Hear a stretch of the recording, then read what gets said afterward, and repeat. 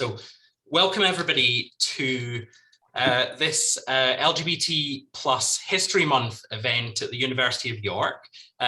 My name's Derek. I'm one of the co-chairs of the LGBTI Staff Matters Forum, along with Hannah Zmith. You're all very welcome to this event. We were just saying it's now a full year since we had Adam here before. So I'll introduce Adam Zmith and Tash Walker. They are two of the three people, along with Shivani Dave, who work on the Logbooks podcast. Hopefully some people on the call have been listening to these things. The third series has just finished sort of airing over the past few weeks.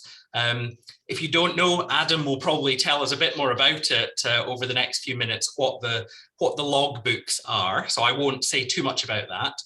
Just a bit of housekeeping. We're currently recording this call. If anybody doesn't want to appear on the recording, if they just let Chris know about that, then he'll be able to edit any sign of you out later on. I will hand over to Adam and Tash in a minute. They're going to tell a bunch of stories about family. So it's called We Are Family. And at the end, there will be an opportunity for people to ask questions and also to tell their own stories and to reflect on what we've been hearing. So I'm not going to take up any more of your time. If people do have questions, feel free to put them into the chat box or keep them till the end, and we'll ask people to either unmute or to stick them in the chat box. So I will hand over to Adam and Tash, and I will shut up. Thank you. Thank you, Derek. Yeah, hi everyone. Nice to see people again who were here with us last year. There is fresh material this time, don't worry. And also hello to anyone who's new. Yeah, I'm Adam and my pronouns are he, him. Yeah, hey everyone, nice to be back. I'm Tash, my pronouns are she, they, and I am one of the other co-hosts and co-producers of the Logbooks podcast, along with Adam. So I think Adam's sharing his screen right now. So just to give you a bit of a reminder from last year for those that were there, or anyone who's new this year, the Logbooks is a podcast. It's been going for 3 years. We've just released its third and final season. And it's all based on the physical logbooks, a written record of the calls to a charity called Switchboard, the LGBT plus Helpline, which started back in 1974. So if you go on to the next slide, we're going to show you some pictures from when the charity began. These are part of the archive of Switchboard, and they're really amazing images that sort of helped set the scene of what it was like back in the 70s when Switchboard started. It started off of the back of the partial decriminalisation of homosexuality in England and Wales, which happened in 1967. So out of what was historically a very hidden or underground community, people started to reach out more in the 70s, 80s, and so on and so forth. And Switchboard grew out of that. So a place predominantly for information, where to go out, accommodation, support groups, and now still going today, 48 years later, is much more of a support giving service. But these pics that we've got here are the first ever phone room at Switchboard, which was above Houseman's, which is a bookshop in King's Cross in London, a sort of anarchistic bookshop. It's quite an incredible space, still open today if any of you are down in London, want to go and check it out. And it was in a small room above that. So you can see in these pictures this real I don't know, you get this sort of liveness of what it was like to be there taking calls. Volunteers rammed in next to each other, phones ringing off the hook, reaching across to pull the files out. We've got employment files, accommodation files, maps on the board to look at where the person is who's calling and help them where the nearest nightlife like club it to go out to, or whatever it is that they're looking for. These pictures were also used to help the creators of It's a Sin, the Channel 4 TV show, if any of you have watched it. It's definitely worth a watch, and there's a helpline recreated in that, and the phone room looks almost identical to the phone room that you can see in front of you. It's quite amazing to see that phone room kind of come to life on TV, and the logbooks as well, which we'll talk a bit more about in a second, will helped fact check the script and the content of It's a Sin. So these physical logbooks, this is what the podcast is all about. There's the first ever logbook on the right hand side. That's from 1974. It's got no spine. I'm gripping it so tightly because the pages will fall out everywhere. It's this amazing written record of the calls that the volunteers took at Switchboard, as well as ways in which the volunteers discussed how best to answer calls, argue about the washing up, tell terrible jokes. It's this wonderful living, breathing diary of our queer history. I remember coming across these logbooks the first time, opening them up, and as the pages fell onto my lap, out of those pages fell these stories, and it was just amazing. A real insight into so much of our LGBTQ plus history, my history, Adam's history, that we'd never seen before, we'd never accessed. It's a real treasure trove. One of the best books I've read, and I'm sure Adam would say the same thing. This is held as part of Switchboard's archive at Bishopsgate Institute in Liverpool Street in central London, and that picture on the left is where all the logbooks are currently held. So we spent, well, first of all, I spent about 2 years reading the logbooks when I first came across them. And then we turned that into a podcast, interweaving stories from people who lived through those memories. But it was almost 3 years ago to the day, which is really quite weird to think about, that I was giving a presentation on a very short presentation on my findings of what was in the logbooks, kind of showing that the milestones of the LGBTQ plus communities can be traced in the calls to Switchboard. And it was at that presentation that I met Adam for the first time.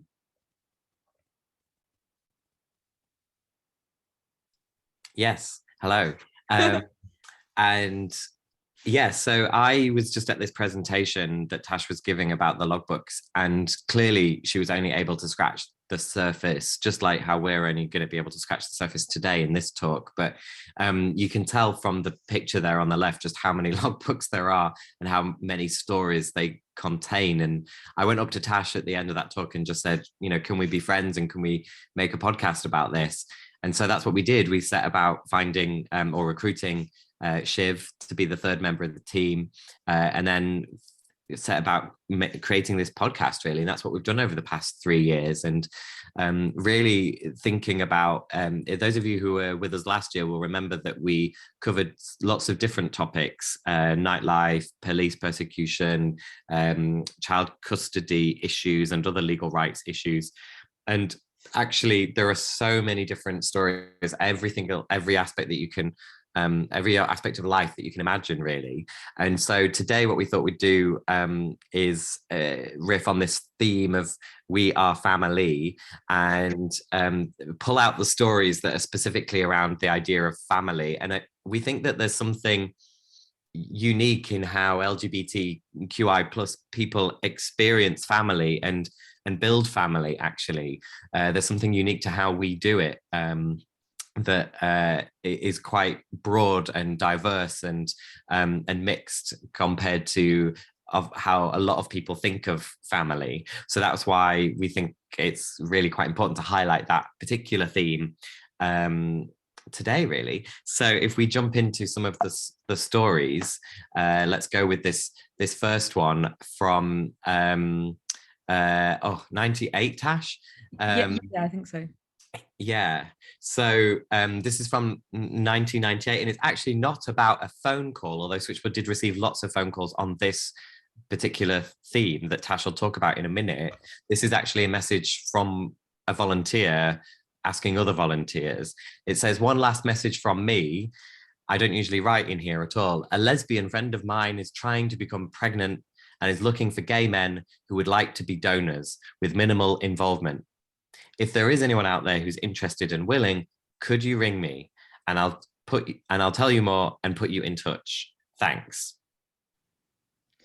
Yeah, thanks, Adam. So what we see here is, and this is actually a fascinating point that I don't think Adam and I were particularly expecting, but the logbooks themselves contain calls and notes about calls from women with other women looking to have children, so looking for sperm donors specifically. And there just aren't any notes from men in relationships with men or gay or bi men looking to have kids themselves, although we did speak to 2 gay guys who went through the adoption process, which Adam will go through in a bit more detail in a second.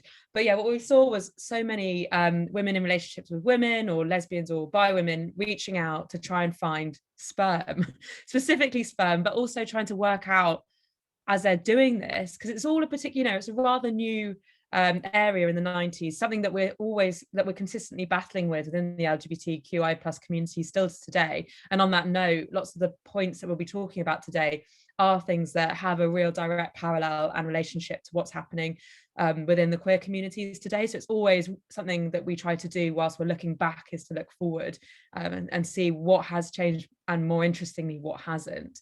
But in this particular one, we've got women looking for sperm donations, but also trying to work out what that looks like. How does that happen? Are there any sperm banks?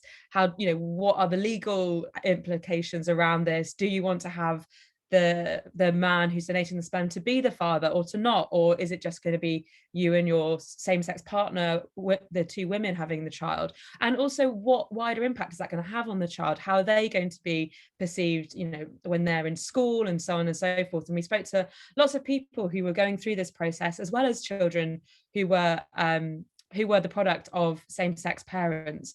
And it was just super fascinating looking at how they went about trying to find the sperm, from some people literally going up to a guy in a pub and saying, hey, can we have your sperm?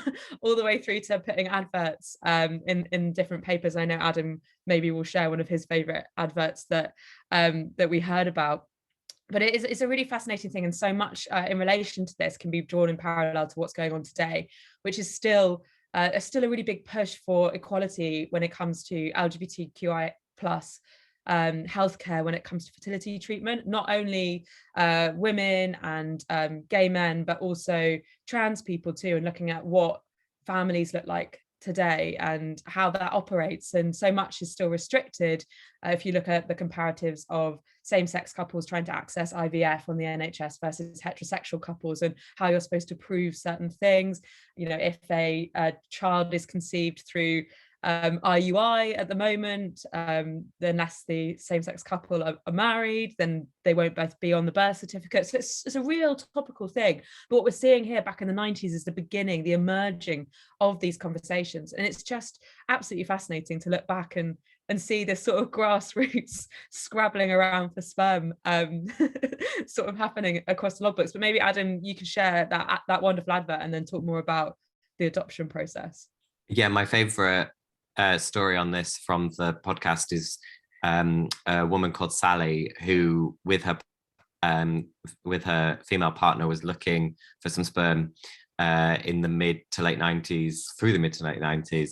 And she tells the story of writing this advert in the Pink Paper, one of the gay newspapers, that said, it was, in the classified section of the newspapers when those things were like really important and valuable. And the words in her advert was, we're looking for someone over the rainbow to make our dreams come true, because they wanted a gay man to give his sperm to them. Anyway, they found some sperm and they had two amazing kids. And I've met them both and they're both right on. So that's fun. So as Tash said, we didn't really find any calls from men saying, how do I become how can I adopt, or how do I become a father, or like me and my male partner want to have a baby, how do we do that?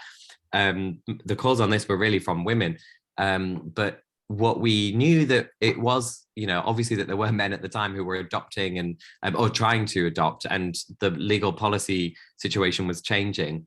And there's a really specific moment that happens around the late 90s and early noughties, and the next slide tells a story from that particular moment from an adoptive father called Tim.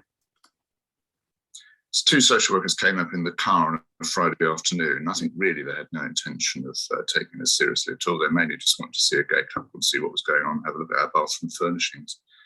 So they had a good look round, and the kind of telling part of the discussion was her saying, well, who's going to be the mother? And I said, well, nobody's going to be the mother. There won't be a mother. There's two men. But I said, if you mean who's going to do the motherly things, the feeding, the tucking up in bed, etc., well, it's both of us. And I said, I think the idea that certain activities are only for women and certain activities are only for men is just really odd. And that's not true even in heterosexual families necessarily.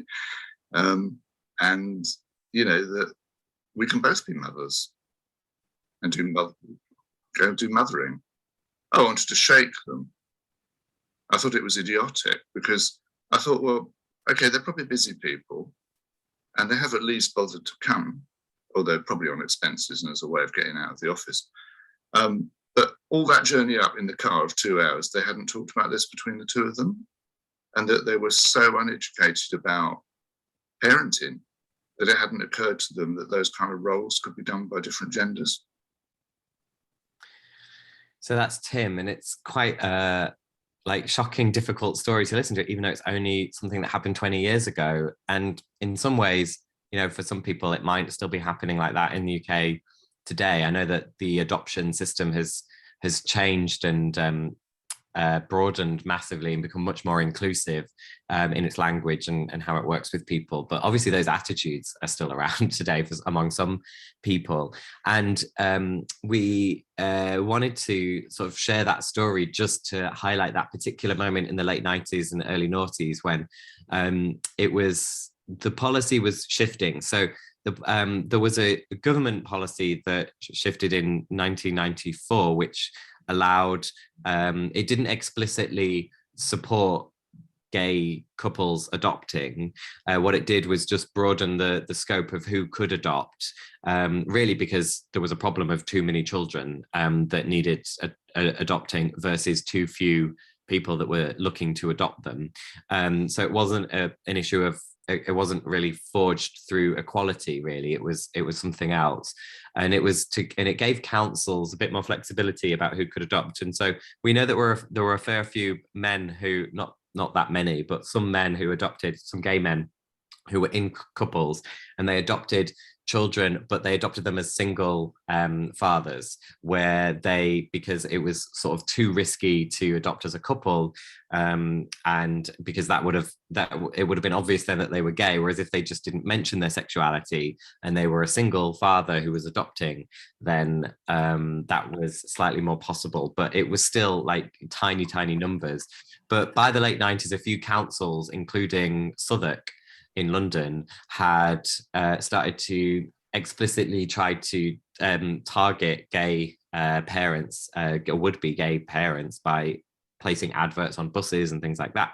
And so that's something that Tim and his partner Dave responded to, was that particular kind of advert in Southwark in London, where the council was saying, you know, we want to try to make this happen because we know that there are homes that, you know, there are good homes that children can go to, can be placed with. And so but that said, you know, it was difficult. It's always difficult to place all the children with good homes, and these particular adoption social workers came from outside of the area, came from a different area, and as Tim suggests there, he thinks that they were sort of tourists really. But they did manage to adopt two boys who were brothers, and I think they were 6 and 7 years old. And apparently that's, in a way, that's not surprising that they were two brothers, because I don't know whether this is still the case, but certainly then there was this idea that boys are harder to place, and also that slightly older children, like they were harder to place than babies or toddlers. So anyway, Tim and Dave gave them a good home, and they told me that they are that both of their boys now, who are grown men and in their mid-20s, are assuredly heterosexual. So that was a kind of a story of adoption there that we just wanted to highlight. And so we've kind of talked about these different ways of making a family and raising children and that kind of thing, the way that it can often happen in the LGBT plus world, but there's all sorts of other ways of thinking about family that we can talk about. So this next one, I'll just intro it and play, and then Tash will talk a bit more about it. So, you know, there's the thing about family is it's also so connected to home life and where you feel at home within a family, and that can be in a physical space, obviously, like your house, or it can be just where you feel at home and where you feel comfortable and welcomed and included. And obviously, ideally, home life and your family, the people that you live with, are that, but it's not always the case for everyone who's LGBTQ plus. especially when they're younger. So people sometimes turn to school and sometimes turn to teachers. So that's what this clip leads us into talking about. I remember talking to a head of year at the school. This is an important memory. I can remember it vividly as if it was yesterday. We were at the height of the AIDS crisis. And people were dying. Our community was decimated. I remember discussing the pastoral curriculum, what we now call PSHE, Personal Social Health Education. It was called the pastoral curriculum then. And I was in a corridor and I happened to say to the head of year who was in charge of that curriculum, should we mention something about same-sex relationships and AIDS and HIV? And I remember her as clear as day turning to me and saying, we can't do that, Ruth, because it's against the law. What could I do? What could I say? I've been teaching less than 3 years. She was my pastoral line manager. What could I do? Yeah, it's quite an affecting clip and story. We can't do that, Ruth, because it's against the law.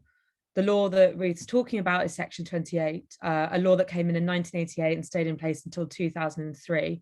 It was brought in by Thatcher's government in the late 80s, distraction politics, many people might say, but there was certainly a big reaction to HIV and AIDS hitting the UK and a lot of media propaganda, all mixed in and culminating in one of many things, but including Section 28, which was a law that effectively it's quite jargony in the way that it's explained, but one of the quotes for its definition is not being allowed to promote pretended family relationships. And by pretended family relationships, they're talking about homosexual relationships. Ruth is also a lesbian teacher, newly qualified. Section 28 comes in and unable to be there and support any student who reaches out to her and the rest of the school about their sexuality. And also, what impact does that have on Ruth as an out lesbian woman? And teacher, and so many teachers had this complicated situation and dynamic around not being there to support young people who are in need, wanting to reach out. We're talking about families here, and not every family is welcoming or accepting. And also, family doesn't necessarily mean that biological family that we have been talking to, or adoptive family. It's often peers, people that you look to as well, older people in your community, like teachers. Teachers are so often there first point for many, many young people who are going through difficult times, both to spot what's happening and to also help them. So here you've got Section 28 saying, no, it's against the law to support any child who reaches out and wants to talk about homosexuality. And then what impact does that have on you as a teacher who is homosexual? Will you lose your job if you're found out? It's huge. It's a huge, huge thing to go through. And still to this day, I know that Ruth is impacted by that from the interviews that we did with her. 1988, 2003, Section 28 was in place for a really, really long time. It's quite shocking to think how recent that was removed. And it was mine and Adam's secondary entire educational period, 88 to 2003. I personally did try and reach out to a teacher, and it didn't go very well. And now I understand that's because of Section 28, but at the time I didn't know that. It's just really quite shocking how this was even brought into place, but the impact that it's had on so many people. And when we're talking about these different themes, and like I mentioned at the top, looking back to look forward, it's really easy to draw the parallels, but I don't think people are doing it enough, especially people who have the power and in legislation, in politics and government, to look at Section 28 and look at what's happening today with the Gender Recognition Act. And all of the different barriers that are being put in place around that. In the 80s, you had homosexuality, and now we've got transgender and gender non-conforming people fighting for the right to sort of be recognised in legislation. And there's another logbook entry which I'm going to read for you now, which is from 2002, because maybe people think, well, Section 28, no one was actually convicted, didn't really impact that many people. But this is a direct example of that. So this is 2002, 26th of October. 2003 was when Section 28 was repealed. Call via Get Connected. 15-year-old male, school found out was gay and informed parents who are fundamental Christians are now verbally abusing him and making him feel suicidal. Many issues in call: lack of access to support, lack of resources, money, etc. to contact services. School very unsupportive, citing Section 28 as a barrier to tackling abuse. Section 28 as a barrier to tackling abuse. I mean, you ask so many people why they become teachers. It's it's a really complicated logbook entry. It's worth also acknowledging that, like any call to Switchboard in its 48 years, no one's ever ringing about one issue. There's always a number of issues intertwined, so many to do with relationships, but here we've got fundamental Christians, so fundamental religion happening there, but the parents not necessarily being accepting or supportive. And here the child is moving away from their unsupportive family and trying to reach out to the school, to a teacher, as a wider family for support, and being rejected because of it. Yeah, it's just a lot looking at that entry, and we still get calls like this today, obviously without Section 28, but especially when you look at these, you can just draw the parallels to younger transgender and gender non-conforming people who have, significantly high rates of suicide. I'll read the next one as well. This is from earlier, 1978, and it's got some language that we probably wouldn't use anymore. It's got TV for transvestite. This person's probably transgender, and they're probably a transgender woman, but we don't know that. But the pronouns used are he, him, but it's hard to know exactly. But for sure now, Switchboard asks callers for their pronouns when it's talking to them, so that it can make sure that it gets them right.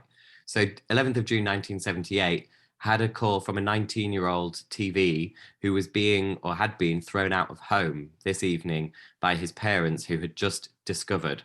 He'd phoned Samaritans, who gave him the numbers of two other organisations, Che and Friend, whose answer phone gave us. We had a long chat, but he will probably phone back tomorrow for long-term advice. Luckily, he seemed reasonably together about his situation and was reconciled to spending a night in his Mini. So, like Tash said about the last logbook entry, there's a lot of things going on here. Not just one issue on the call. There's this the point that the person's probably going through something, thinking about their gender identity, maybe, if not also their sexuality, and then they've been kicked out of home by their parents, who had just found this out, basically, and they're calling Switchboard for this, and Switchboard volunteers having to support that, not least because some of the other ones are not able to take the call. Switchboard did used to be 24 hours. Now it's 10 a.m. to 10 p.m.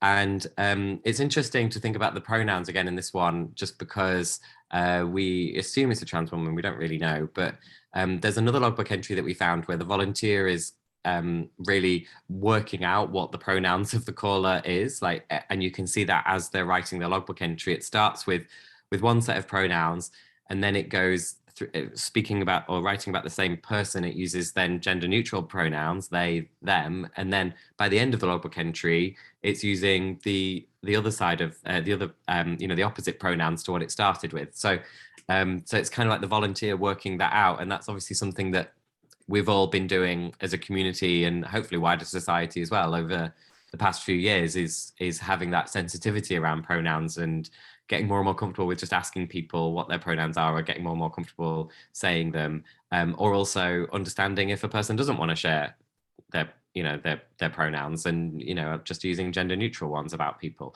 So that's a kind of a thing here, and I think it's also pronouns specifically around the idea of family and feeling included and feeling welcome, especially at home, because they really go to the core of how you feel about who you are and what your gender identity is.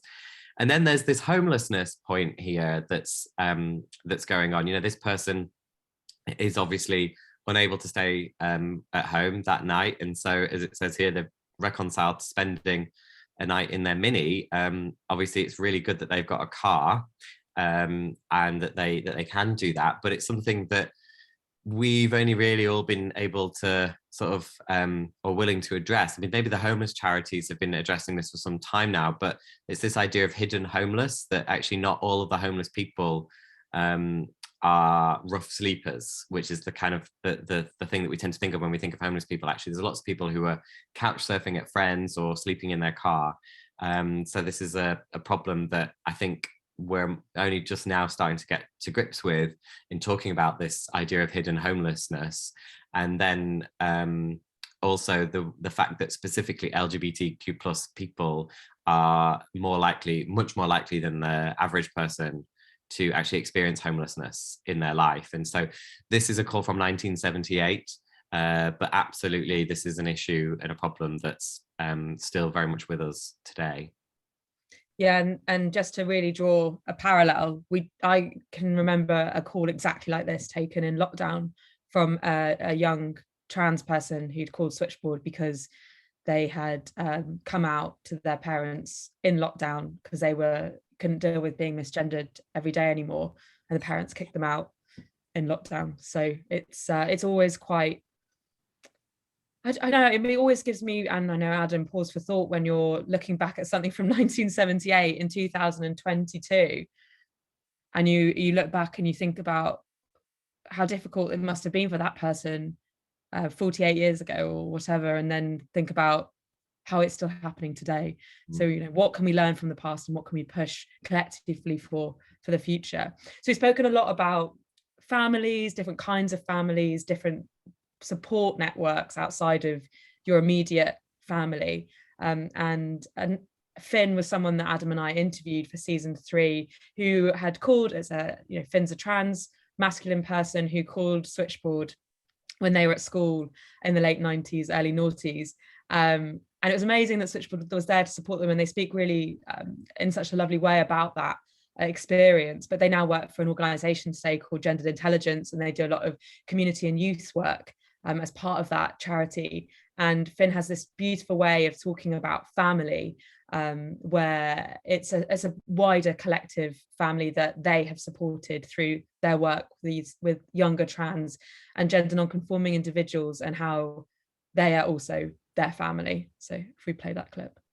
But our own individual journeys as to whether or not we want children in our own sort of way or our own lives is fascinating as queer people, because you can't just, well, you can go to bed with someone and make it happen, but for a lot of LGBTQ plus people, you can't just go to bed with someone and have sex to make it happen. But for a long time, and still, and probably forever, I will see my organization and my young people that I've worked with over the last 15 years as my family.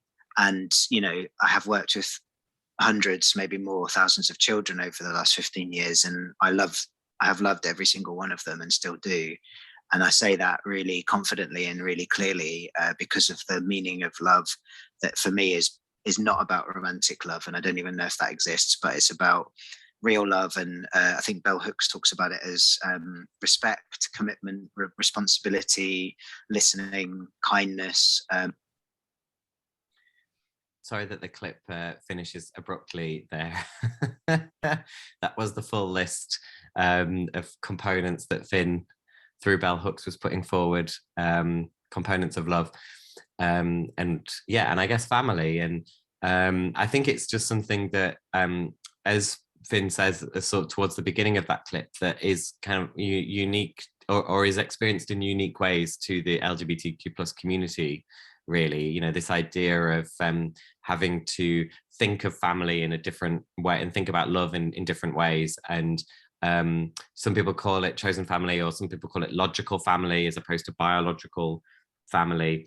And it's definitely something that we see coming up in all sorts of the different ways that we're talking about today, in the logbooks themselves, and on calls to Switchboard, and how people live, really. I think that there's very much and always has been very much a movement towards allowing people equal access to the same kind of like traditional institutions of family and marriage and 2.4 children and, you know, a mortgage and semi-detached house and all of those things.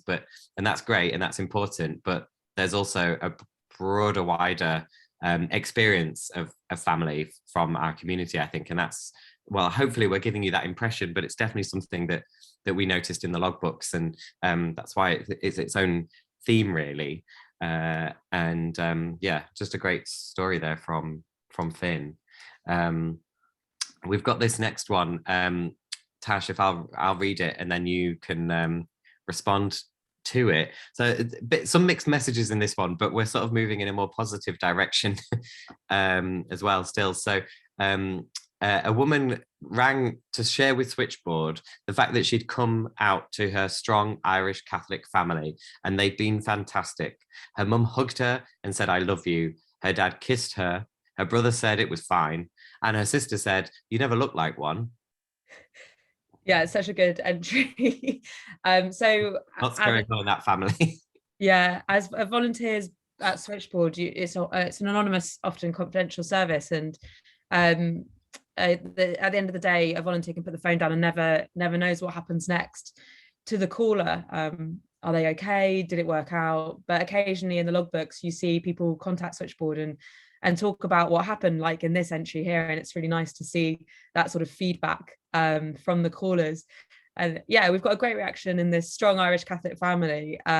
It's lovely to see that. There is one thing that Adam and I always like talk about, and it's this last section about her sister saying, "You've never looked like one," and this idea that you could look like, I don't know, in this case, someone who's in love with women, but whether you're LGBTQI plus, I don't know how one can present. And that's actually, an interesting notion, isn't it? Because it's not only about the way that we're perceived by outer society, so grouped into homosexuals or trans people, like you look like one, like there's a certain way to look, that often comes within the community as well, with people not feeling like they fit in or look the correct way. And when we talk about this, we always acknowledge that in reality, sexuality and gender identity is so often fluid, and people move on that spectrum sometimes as well. And we are each as an individual owning our own sexuality and gender identity. And as many people as there are on the planet, that's how many gender identities and sexualities there are. Yes, there are ways to group it, and that is helpful for so many people too. But there is no certain right or wrong way of looking. And when you think about gender expression, that's completely different to your gender identity, whether I've got short hair, long hair, pink hair, green hair. That doesn't say anything about my sexuality or my gender identity. And it's just interesting to see that in the logbook entry, and then think about how that's such a heavy perception so often made today. And just going back to what Adam was talking about around chosen family, one of the big processes, I was thinking about it as he was talking, one of the big parts of the process of us making this podcast is speaking to lots of older LGBTQI plus people. And we're kind of in this amazing space at the moment where the older generation in their 70s and 80s, many of whom are no longer here because of things like HIV and AIDS, they're this sort of first older generation who properly came out when they were younger because of the partial decriminalization of homosexuality in 1967. And so we as the younger generation are learning from them in a way that kind of hasn't happened before. And it's this new way of us creating family with them. And many of the people that we've spoken to, we have become really close to, and we're going to stay in touch with, which is amazing. And that's a great thing about this podcast. But we're also able to share their stories. And so much when we're talking about the different histories that come from any underrepresented groups or marginalized, I don't really like that word a lot, but marginalized communities, we talk about untold stories or, hidden histories, but really they're not, are they? They've always existed. They are censored stories, censored histories, because we have always been here. Queer people have always existed, but those stories haven't been shared. And we were talking earlier about Section 28 and the changes that have been happening in schools, especially recently when it comes to PSHE and including LGBTQ plus relationships in that, but also LGBT history, and it's LGBT History Month right now. And part of the work that we did in season 3 was Adam and I got funding to write an LGBT History Month assembly plan, which has gone out to all school leaders in the UK as an optional thing for them to use as part of this month. So that feels quite a powerful and important thing to be recognizing at the moment, but that there's still so much to do and achieve in that area. But moving on, because lots of the things that we talk about are quite heavy and emotional. One of my favorite logbook entries is one I'm going to read for you now, and it's a Valentine that Switchboard received from a caller, and it's just something that is really happy and positive and lovely to see in the logbooks and share with you today, amongst all of those more difficult and complicated themes and stories of callers. Roses are red, violets are blue, some like Brighton, Bristol, I like you. Sitting there hours on end, helping those who cannot fend for themselves in this cold land, giving them a helping hand. Voices soft, assuring, warm, makes us feel so safe from harm. Information gay galore, with all that talent you're bound to score. Roses are red, violets are blue, some like gay news, I like you.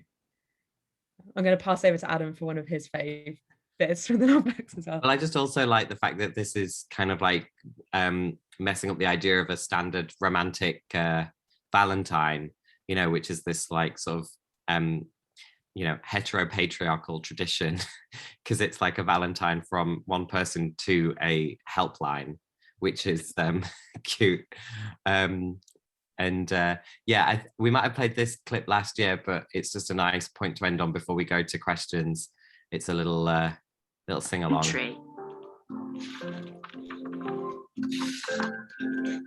This is a logbook entry from May 6th, 1984. The volunteer who took the call was Donna. I've just had 2 hoax calls from a bunch of 11-year-olds. The first time they rang, we had a very erudite conversation about Judy Garland. They then phoned back and serenaded me with a full version in tune of Somewhere Over the Rainbow. Teeny Bob High Camp. Wonderful.